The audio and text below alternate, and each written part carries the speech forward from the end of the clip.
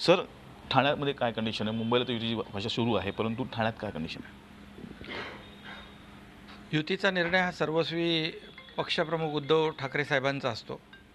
त्यामुळे निश्चितपणे युतीबद्दल जो काही निर्णय पक्षाचा होईल त्याप्रमाणे त्याची अंमलबजावणी ठाण्यात केली जाईल.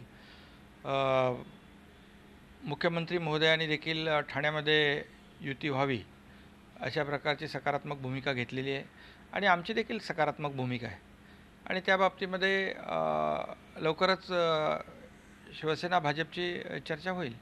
दोन्हीकडेच येणं तयार आहे, युती हो या नो? हां, बिलकुल. शेवटी ठाण्यामध्ये महापालिकेमध्ये गेल्या अनेक वर्षापासून शिवसेना काम करते आहे. गेले 23-25 वर्ष सातत्याने लोक शिवसेनेला निवडून देत आहेत. याचं कारण आपण पाहिलेलं आहे की पूर्वीचं ठाणं, आताचं ठाणं, नवीन ठाणं जे आकार घेऊ लागलं आहे. आज रुंद झालेले रस्ते आपण पाहतो आहे.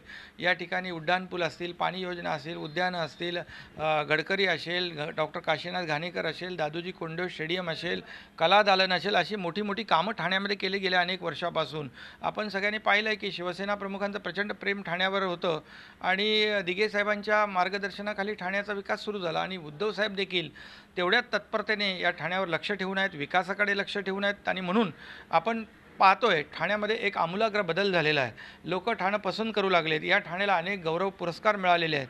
स्मार्ट सिटीमध्ये ठाण्याची निवड झाली आहे. सगळं का झालं आहे? कारण हे शहर या निकषांमध्ये बसतं म्हणून हे सगळं झालेलं आहे. त्यामुळे ठाण्याचा विकास शिवसेनेने गेल्या अनेक वर्षामध्ये केलेला आहे. हा विश्वास लोकांच्या मनामध्ये आहे आणि म्हणून लोक निवडून देत आहेत. शेवटचा प्रश्न, आघाडीने थेट आरोप केलेले सेनेच्या सत्तेवरती की गेली 23 वर्षी सत्ता आहे, पण त्यामुळे फक्त भ्रष्टाचार झाला आणि हा भ्रष्टाचार ह्या इलेक्शन आम्ही बाहेर काढणार आहोत, असे आरोप आघाडीकडून होत आहेत. प्रत्येक नेता म्हणजे आता त्यांच्याकडे मुद्दाच नाही आहे, त्यामुळे ते मुद्दा नसल्यामुळे अशा गोष्टीकडे वळत आहेत. माझं तर सगळ्यांना खुलं आव्हान आहे की भ्रष्टाचाराची चौकशी करू नये असं कोणीच कधी सांगितलेलं नाही आणि असं कोण म्हणतात की ज्यांना उमेदवारीसाठी पक्षामध्ये वर्तमानपत्रात जाहिरात द्यावी लागते. पुढे संदीप भारतीसह कपिल राऊत, झी मीडिया, ठाणे.